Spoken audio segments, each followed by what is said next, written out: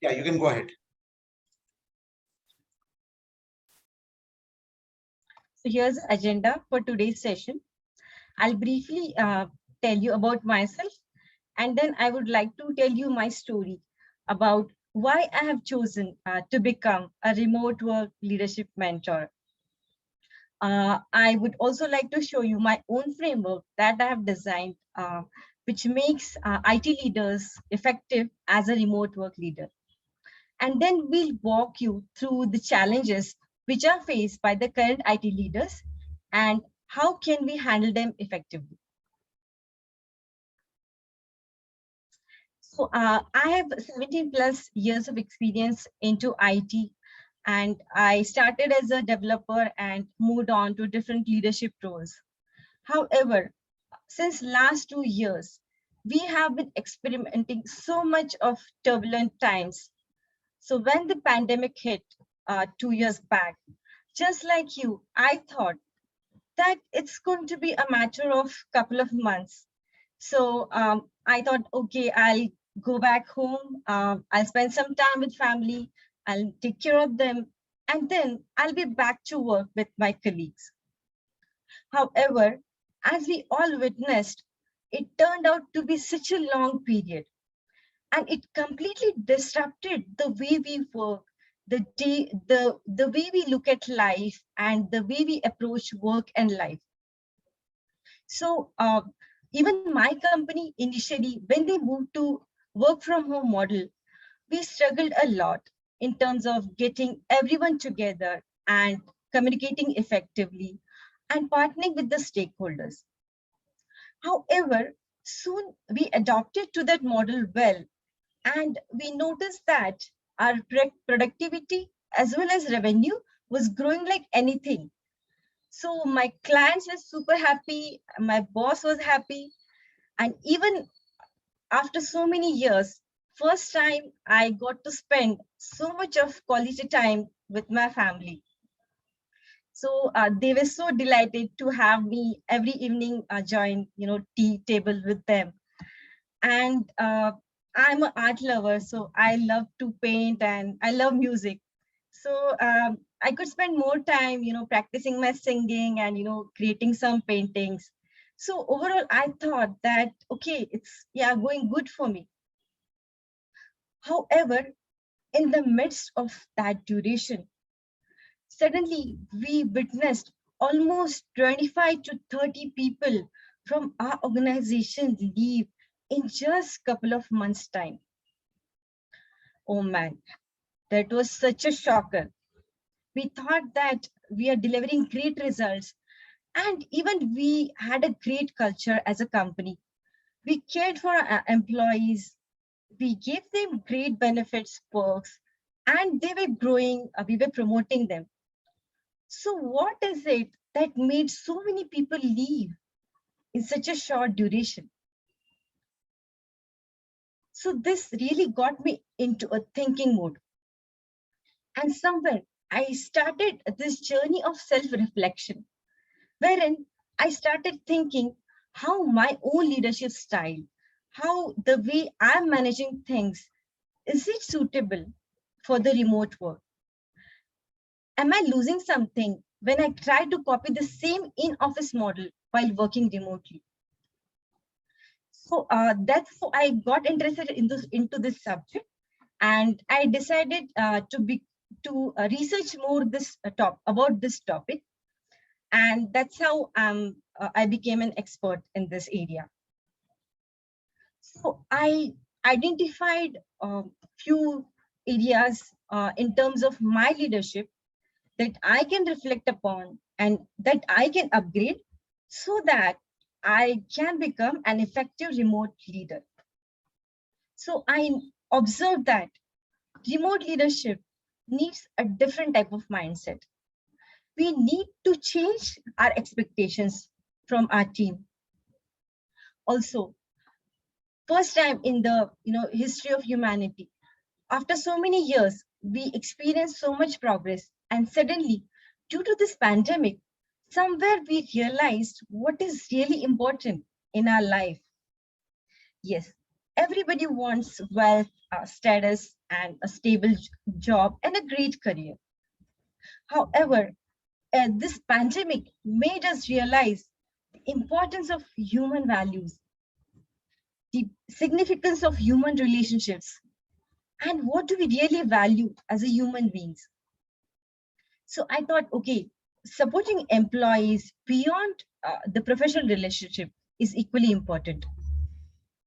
Similarly, as I collaborated with stakeholders across US, UK, and Europe, uh, we could experience the cultural diversity and how they perceive different concepts such as time, deadlines, priorities, and even the language. So, which made me realize that how important the cultural awareness is in this context. So, building trust is one of the major challenge in remote work. We had a part of the team which we already worked with in office, and we had a very strong bond with each other. So we found it really easy to collaborate even while we were working remotely. However, when the new joiners joined us totally remote, and we haven't even seen those people face to face, but and then we started training them and collaborating with them. That's where I understood the importance of building trust in the remote environment, and how we have to approach this differently than when we meet face to face. Meetings is like most of the leaders, they spend their time meeting with either their teams or different stakeholders. However, if you see the meeting model which we had in office, where we get everyone together and then we brainstorm and come up with a solution. So I see that remote leaders really struggle to get everyone together and bring them to the same table, because just like everyone, people wanted to reap the benefits of the remote work. So they like the flexibility of, they like to have this experience of dropping their kids to school, and while like they could take 1 hour of a break to maybe attend annual parents meeting, come back and then still finish their work. However, it has created different set of challenges for the IT leaders, where they notice that things are not happening on time, and somewhere it started affecting the productivity and the performance of the project. Also, I had to reflect a lot on my leadership style. What is my approach to leadership? And can I tune it a bit so as to become more successful in this model? So that's how I came up with this remote work leadership framework. Today, due to the time constraint, we'll be focusing on only 3 major areas from this model. So as I have gone through this journey, I got this new vision for myself, that now my vision is to equip the IT leaders with skills and techniques which will enable them to effectively lead remote IT teams. And now I am on a mission to coach and train IT leaders with tools, strategies, and techniques to create belonging, connectivity, and high performance in remote teams. I surveyed around 30 IT leaders, and these are the challenges that I found in my survey results. So there are major 8 to 10 areas that are affected due to the remote working model. For example, the sense of belonging that employees feel with the team and with the organization, it really gets impacted because we don't have those many chances to interact socially with our colleagues. And also when we work with global stakeholders, it becomes hard to adjust with their time zones wherein sometimes we notice that we are the ones who are staying late and accommodating them. Also, as I mentioned, the cultural differences really make it it's it's a different lens to look at it. So people from UK will look at your project timelines very differently from those in Europe, and they'll have a different concept of what is that level of flexibility we can have in the deadline and whether we can change it or not. So there are certain countries who will put more effort into planning, whereas others will be little more flexible with the deadlines. Also, because of the limited visibility, this belonging becomes all the more hard. Now, coming to the second point, which is connectivity. We often take things for granted in life, and that's what I would say about connectivity. So in office, we have so many opportunities to meet our colleagues in a serendipitous manner, where we just have casual water cooler conversations or coffee breaks where we interact with them and we get to know them on a personal level. And in turn, it results in a better team bonding. However, in remote work, we don't have those opportunities unless we intentionally create them, because of which the collaboration gets affected. We take more time to build rapport with someone. The team bonding, it takes time to build. Also, we unless we take time out to talk to other leads and to understand what's going on in their project, we would not know about it. So these are some of the challenges that I observed with the connectivity. Third and most important is the performance. So performance of the team as well as the project. Now, sometimes people, they take advantage of the remote work, wherein they take things for granted and they really lack this ownership and accountability for the deliverables, because of which the IT leaders, they become so frustrated as they have to witness delays in the task completion, and with a lot of coordination required, because now everything you have to put it on your calendar. Unless you put it in your Teams calendar or Zoom calendar, it's not going to happen. And that takes more coordination effort. Coming to the productivity. So if we, unless we are used to visually observing people as leaders, and okay, just by looking at the floor, okay, we would know, okay, who is occupied and who is having some bandwidth, who is doing what.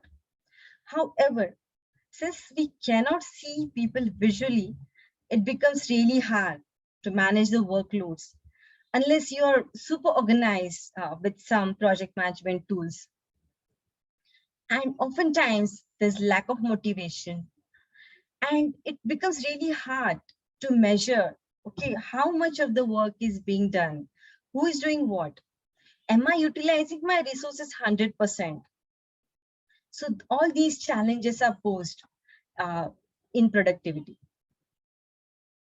Now, remote communication is a totally different ballgame as compared to the face-to-face communication. So when we communicate face-to-face, it's very easy to understand the non-verbal and visual cues that the other person is sending. So we can very easily make out whether someone agrees with us, or maybe they have some concern about it, or something is going on in their life and they might be a little disturbed. However, in the remote communication, this is the hardest part. We can see that many times people would keep their cameras off, so you can only hear them, and it becomes super difficult to understand what's really going on in their minds. When it comes to engagement, often We live in a world full of distractions. So we have Netflix series, and then we have Instagram, YouTube, Facebook, all the social media sites. So there are so many temptations, which makes focusing on a task really hard. And sometimes people get distracted, which in turn affects their productivity.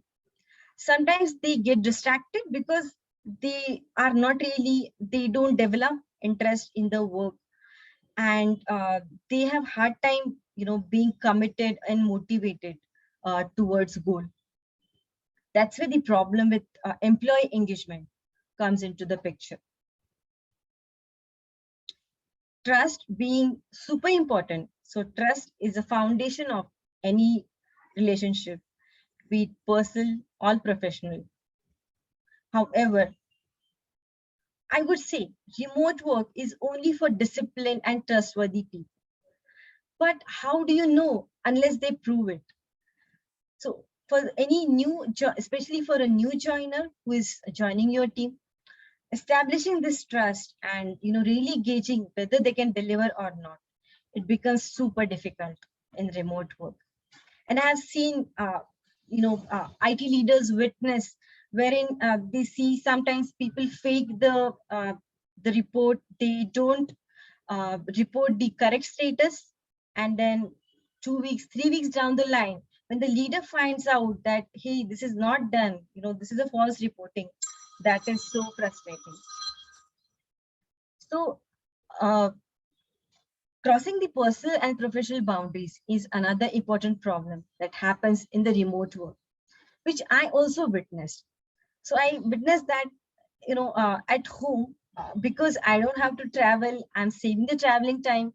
But at the same time, uh, sometimes, I'm sitting late night attending calls or catering to the needs of some stakeholder, which kind of blurs the boundaries between personal and professional life. So we need a different approach to handle this, because now we are in this era where we have to integrate our work and the personal life. But unless we set boundaries in terms of following certain timing, it can create disturbances in our personal life. Mentoring the juniors. This is one of the biggest challenges. According to a McKinsey survey, the younger generation, they are eager to come to office. However, people who are their leads, mentors, they are in their late 30s, so they have kids and family. So they prefer this flexibility that work from home offers. And sometimes they prefer working more from home. However, due to this discrepancy, the juniors, they don't get enough time to spend with the seniors, and which in turn affects their mentoring unless they are really disciplined to schedule it online. The last one is technical issues, and I think most of the jokes around remote work are in this topic. So oftentimes you must have heard from your team that, hey, I have a power cut, so I'll be logging in second half. Or, hey, boss, my Wi-Fi was down, so I couldn't attend that important call. So we don't know, how much of it is real and genuine. But yeah, it's one of the major challenges in the remote work. Now, in the interest of time, we'll be focusing on three major areas today. That is belonging, connectivity, and performance. First is the belonging. So when we look at the challenge in terms of belonging, many times when we work with colleagues from multicultural backgrounds, and when we don't get to interact with our teammates, and we are not really exposed to the organization culture while working remotely, so that creates kind of a disconnect. So what is really belonging, and why I think that's getting affected here? So belonging is nothing but the employee's sense of acceptance to fit in. So every human being has the psychological need to be part of a group where they feel accepted and valued by that group. And that's what we call a sense of belonging. This is Maslow's hierarchy of needs, which I'm sure everyone must be aware of. So after the physiological needs and safety needs are met, the next level need is for the love and belonging, where socially we seek friendships, a family, and a sense of connection. And since we spend almost 80% of the time in our work, we also crave that feeling when we work for a company and in a team. So when employees, they are truly included, and when they really feel that the organization cares for them, and when they think they can be authentic, that's when they are likely to put more efforts. So to tackle this problem, I have created this framework, PASS framework, to create a sense of belonging in remote IT teams. There are four petals in this petal diagram. So first is avoid alienation. So when we look at the current scenario, we often see that sometimes the employees get discriminated by gender, age, race, or whether they belong to a rainbow community, and that can really create negative feelings in the employee, and which will make them shrink, and they won't feel like collaborating with everyone. So as a leaders, we have to develop this awareness and make sure that through our words and actions, we are not creating this sense of where people feel as outsiders. So our job is to make them feel more and more included as a part of a group, part of a team, and part of the company. Second one is encouraging participation from all. This is pretty tricky. Let's say you are conducting a meeting in office and you have 10 people. So many times, just by looking at their faces, you can make out, whether they agree with something, they disagree, or they have no comments. But often when we are remote, not everyone is likely to voice their opinion. So there are personality types. Certain people who are extroverts, they'll talk, and they'll be the loudest voice in the room, and they express their opinions. However, we can have few people who are introverts, but we know that they are knowledgeable and they definitely have something of value to say. But just because of the way we are conducting meetings, they may or may not express it verbally. So in that case, we have to encourage participation. So I think here, adopting the written documents while conducting meetings and while doing the brainstorming is one of the important steps that remote leaders can take. For example, having a written agenda for every meeting wherein everybody can add their inputs, whether they can physically attend the meeting or not, at least they'll add their inputs so that they get a chance to express their opinion, at least in a written format. So this is one simple example of encouraging participation. So leaders, in short, they have to consciously follow these practices. Third section is showing care through our actions. So when the company and the leader, they are able to express, they are able to create this feeling where the employees feel that, okay, this leader really cares for my well-being. He cares for my growth. He cares for my development. And when leaders are demonstrated through their actions and not only words, that's when people are likely to put more efforts. So according to Gartner's survey, there's 24% increase in the amount of effort put by the employees and also increase in the performance when they feel that their leaders and the company really cares for them. Fourth point is promoting cultural awareness. So as I said, different people from different cultures, they value different things. So certain cultures, they value task orientedness. Whereas cultures like India, Asian culture, we value relationships more. So in order to, and here nobody is wrong. So it's just that, everybody is having a different values. So we have to meet somewhere in the middle. So to avoid any misunderstandings, the step number one leaders can take is to encourage cultural awareness, and where they ask the teams to take up trainings which will make them more aware and respect them the culture of the others. Coming to the second point agenda today, that is connectivity. So in terms of connectivity, we can see that it creates so many challenges, such as where people feel disconnected.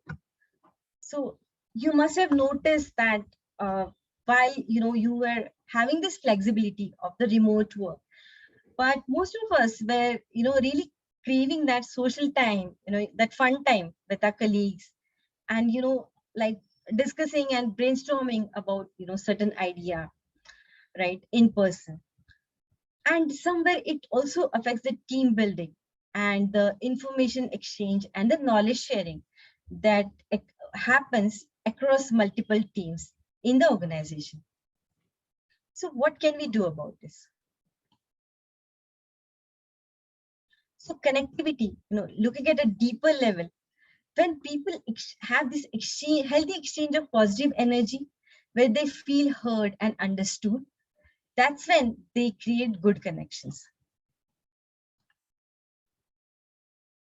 So according to the study conducted by an organization called Buffer, they found that 19% of the remote work cited loneliness as their biggest struggle with the remote work.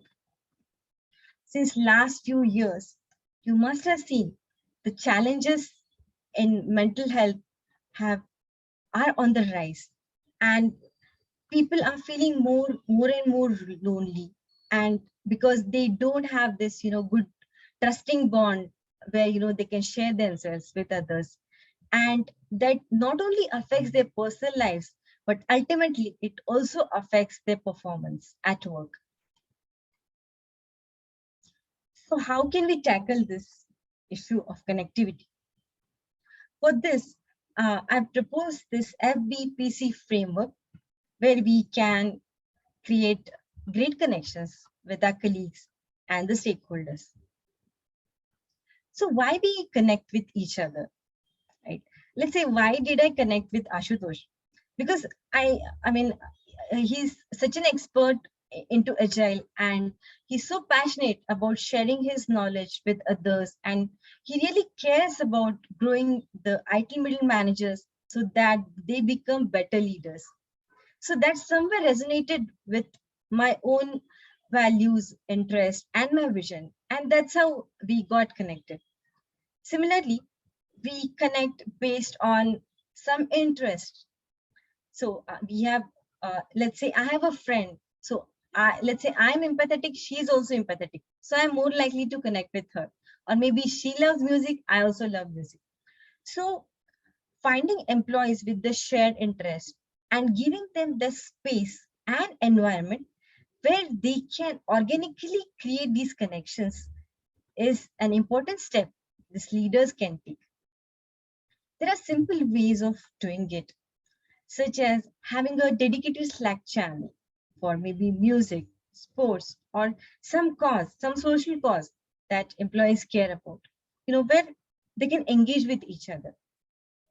I think the enterprise social networks are the most underutilized piece of technology to create connectivity and belonging.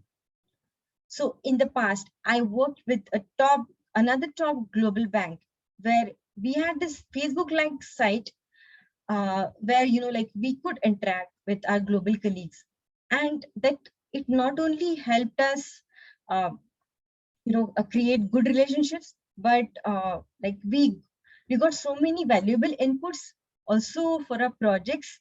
And they had this gamification model where it was like all the more fun, every day logging in and seeing, okay, you have this new badge, Pradnya, so it would pop up, and it made it so much fun. Second point is being intentional about connecting. So as I said, in office, we were automatically, meeting like random people, and, we were talking with them. But the way we take out time to call our best friends, maybe, on a weekly, monthly basis, similarly, we have to make sure that we are informally speaking with our colleagues, and we are booking the time in our schedule to do that. So for example, you can have a Monday huddle wherein every Monday, 1 hour you block a time where you don't discuss about work, but you just discuss about how they are doing, what's exciting in their life, any issues, challenges they have at a personal level. So overall, we have to be intentional about getting connected with each other. Third, and the most important point, is psychological safety. Now, why do you think it's important? Unless I can be myself with someone, I won't really open up, and I won't really show up as a full human being, and I won't really share my real self with them. So the best leaders, they create the psychological safety where people are very comfortable even to share their mistakes and bad news. I would like to quote an example from Air Force here. So in Air Force, whenever any mission fails, they have to create a debrief. So debrief is very similar to the way we conduct lessons learned meeting. So we identify what went wrong, and then we decide, okay, how can I make it better next time?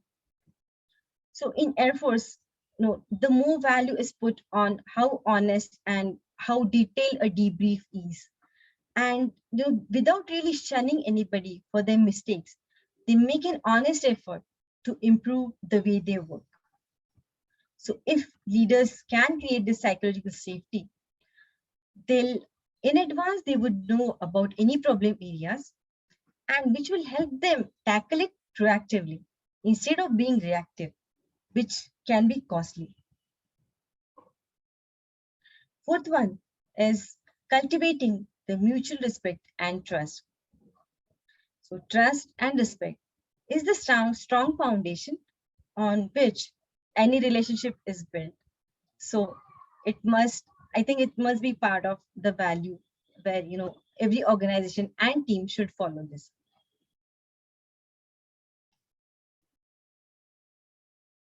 Coming to the third topic on our agenda, which is high performance.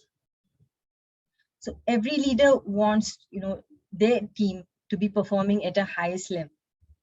However, in the remote work, we can notice that sometimes the employees, they feel demotivated because there is no visibility. Sometimes it can affect the recognition and rewards they are getting.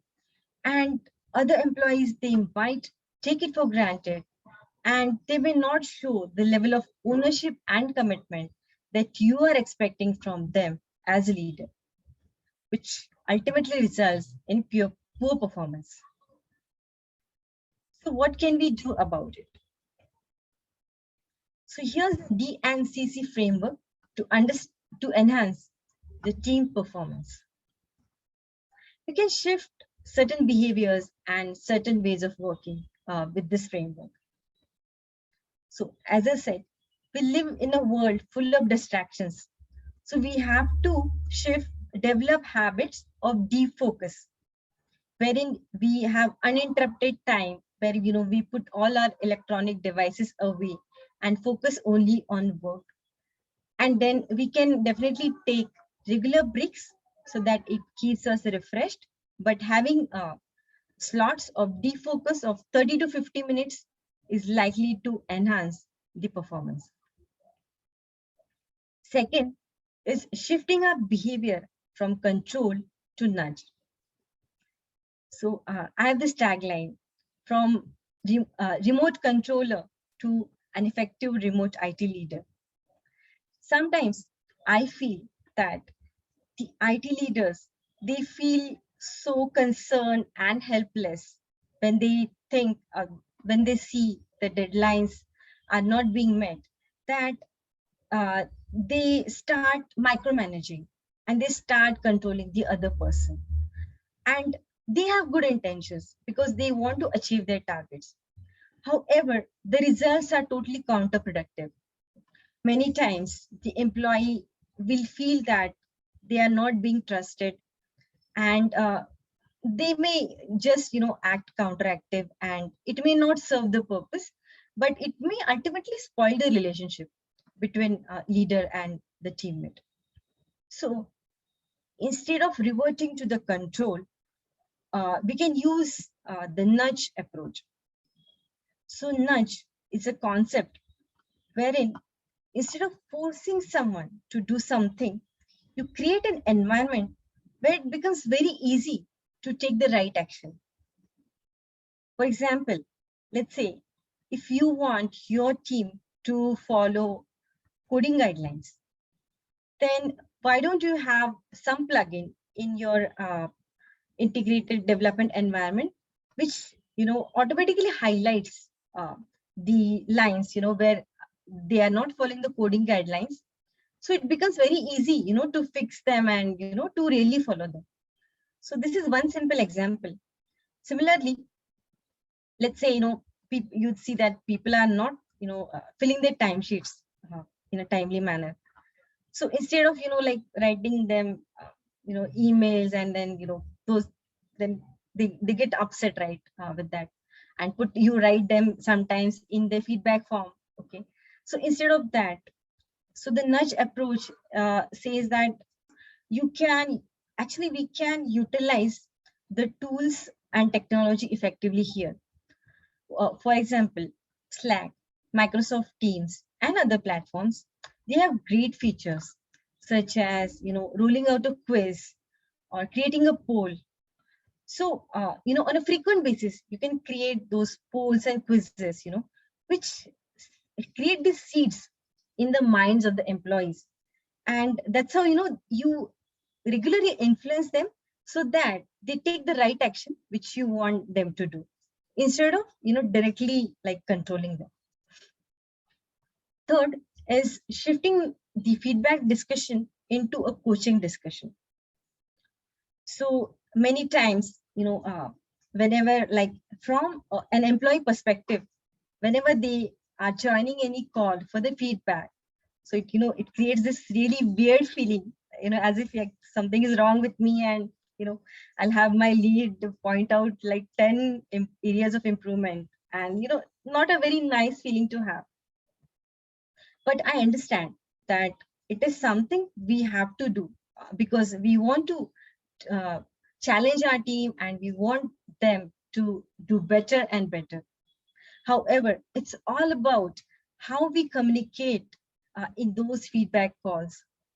So we can convert them into a coaching discussion wherein we ask them meaningful questions and we turn it into a positive frame wherein we ask them, hey, how can I support you achieve this?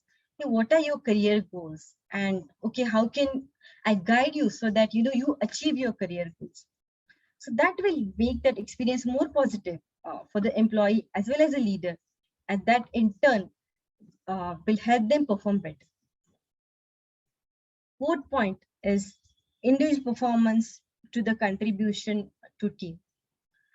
So we noticed that in corporate, oftentimes we reward the star performers. So we have a lot of, we give a lot of individual awards and rewards, which is fine. However, in addition to this, if somebody is, helping the team to achieve certain goal, and if they are really like fostering this positive team culture by helping each other, then we should make an effort to reward them. And that's how, like, we influence others to do the same. That's what this DNCC framework is. So overall, I have highlighted 6 steps to high performance. So step number 1 is encouraging experimentation and problem solving. So yes, definitely, we are in the business of solving problems for our clients and our stakeholders. However, at the same time, we want to keep ourselves innovating. And innovation is a risk where we have to experiment, and that experiment can pass or fail. So we have to have the psychological safety, and at the same time, we have to give some freedom to the team where they show this courage to experiment. And that's how the innovation will come out. Step number 2 is setting clear expectations and measuring the performance. So we have to make sure that we have regular performance discussions, and we are laying out accurate roles and responsibilities and what is exactly expected from our team. Now, the measuring performance can be very tricky, because many a times, let's say, if you want to nominate somebody for promotion from your team, right? It's very natural, to nominate, just that loudest person, who will like talk to you and, come to you often and you have more face time with, right? However, if you try to apply same logic in the remote work, it can be very unfair to somebody, who is working remote. They are not, coming to office, but that, they are still delivering and they still have the leadership qualities. So I think revisiting our performance metrics is one of the most important thing that remote IT leaders can do. Third point is providing the right tools and technology. So being in the software industry, we already are using so many tools like Jira, Asana, Slack, Teams, and so on.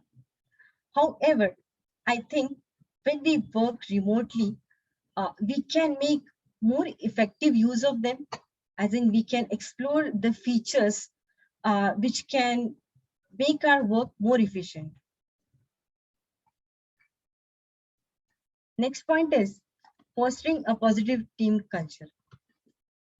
According to a research, for every 5 negative comments or negative feedback that you're giving, for every negative feedback that you're giving, you have to counter it with 5 positive feedback in order to have a high performing team.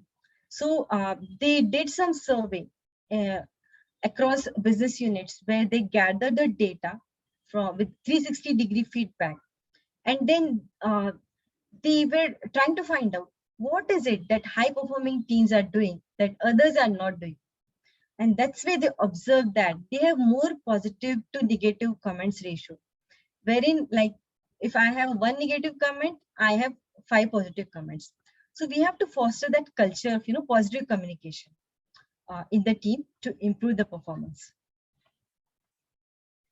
Fifth is offering professional development opportunities. So every individual, yes, they contribute for the team success and for the project success. But at the same time, as a leader, we have to care for their growth as well. And we have to make sure that we are giving them a right career path. And like we are really guiding them about what skills they need to develop in order to grow in their career. Oftentimes, the leaders, they miss this step, and that's where they lose the top talent to the competitors. Last one is supporting the work-life balance. Now, here's one interesting tip that I would like to share from a high performance coach. So one simple thing that they ask people to do is, if you're sleeping 5 to 6 hours, start sleeping for 8 hours, and you'll see that your performance has improved. So this can be, can feel little counterproductive, but it is so true. So when your employees, they can have good personal time, family time, and they can take good rest, that's when they can create high performance.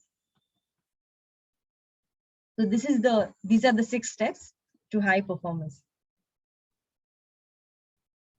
I have created a survey wherein I would like to understand how you are measuring the performance of the remote teams. I'll post the link here, and I would request everyone to please take up this survey, and I would love to understand how you are handling it.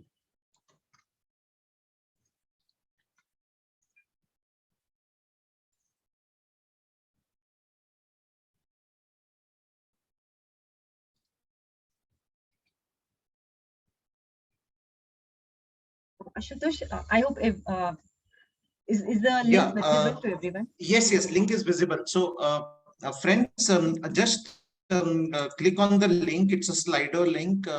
So I would request all of you to just fill in this small survey.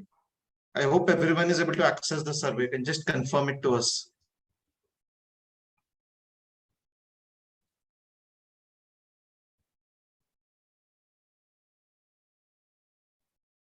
Yeah, I've opened up the first survey. I'll give 1 minute maybe to fill that, and then I'll okay, sure. Yeah, I think we have got a confirmation from Deepa. Thanks, Deepa.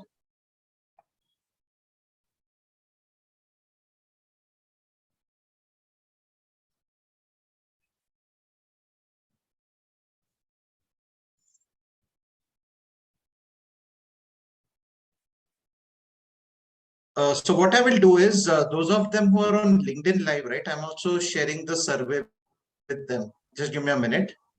Sure, and I'll be sharing. Yeah, I'll be sharing the link with them also. So people who are on LinkedIn Live, just hold on in the chat box. You will see the survey link coming up. Yeah, so this is the survey link for those of you who are on LinkedIn Live. Wait a minute, I think there's some problem in posting it. Sure. No, I think.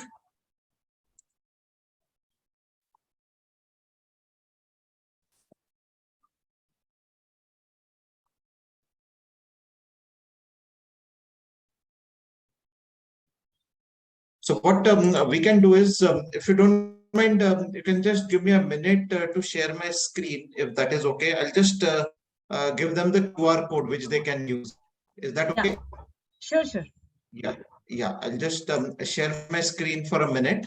And this is for folks who are on LinkedIn Live. We are just sharing the QR code. And of course, people here also can use it.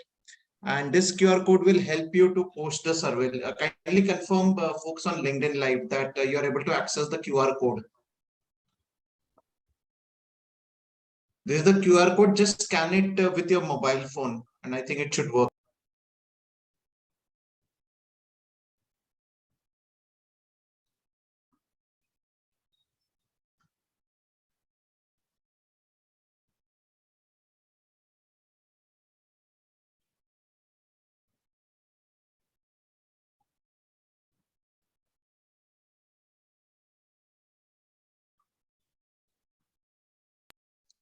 Yeah, I think I'm assuming that folks are able to fill in the survey. People on LinkedIn Live, you can just confirm it there on the chat itself, and we'll come to know that you are able to fill this.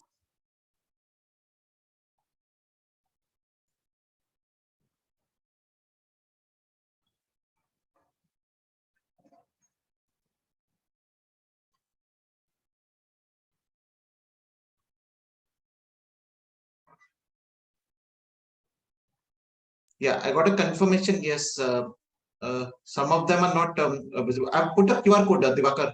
You can just check the QR code, Divakar, and let me know.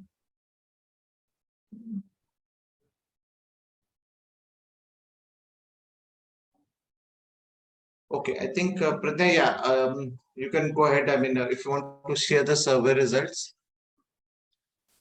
Yes, sure, Ashutosh. Yeah, can I share my screen? Yes, yes, you can go ahead and share the screen. Yes. Okay.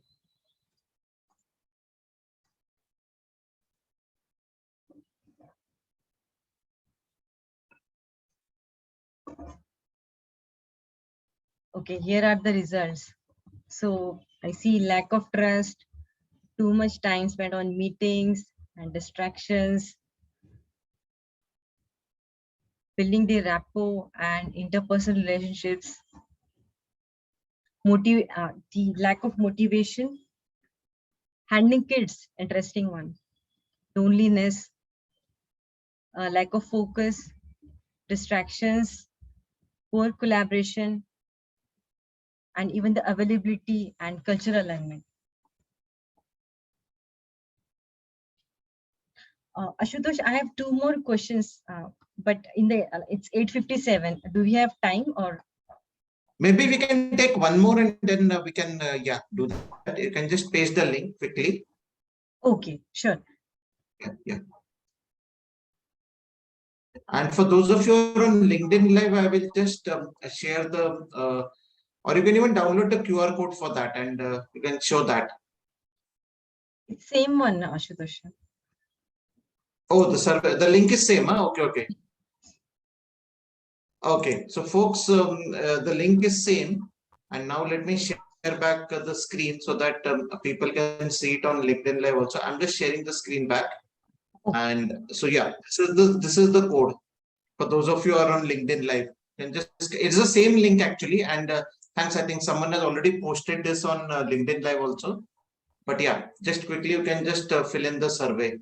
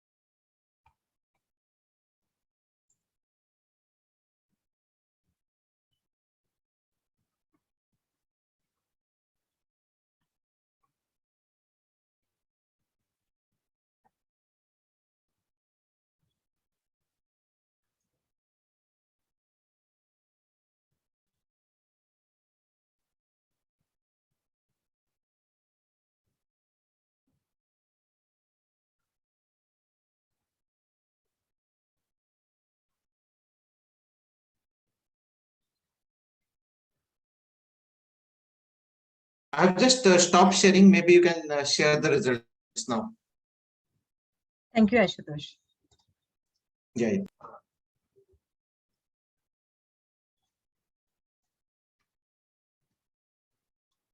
Can you see my screen? Yes, yes, we can see. Go ahead. Okay. So I see some interesting answers here.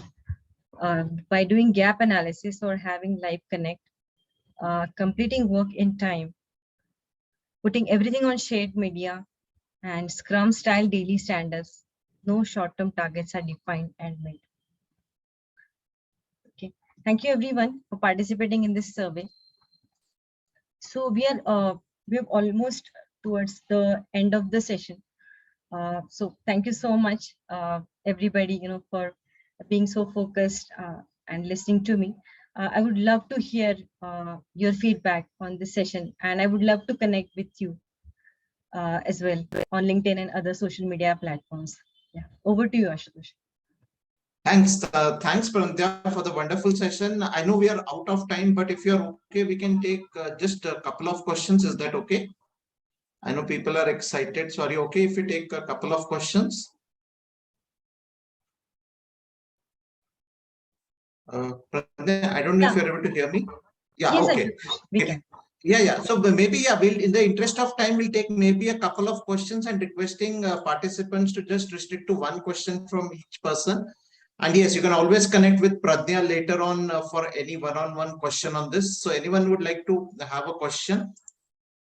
Yeah, Bal Ganesh, go ahead. Yeah. I'll unmute you. Yeah, go ahead. Yeah, thanks, Ashutosh. So, Pradnya, so how much duration or how much time period it may take if you follow this framework to get good results from the team? Essentially, it will take even it'll take same amount of time, because ultimately the remote leadership is leadership, but it is more efficient, wherein we try to make each and everything efficiently. It's the approach where we focus on the workflow and we try to optimize each and every step of the workflow, and we really see, okay, like how can I optimize it, how can I make it more efficient. So ultimately it will save your time in the long run. And if you are asking about implementing these things, then it's going to take same time.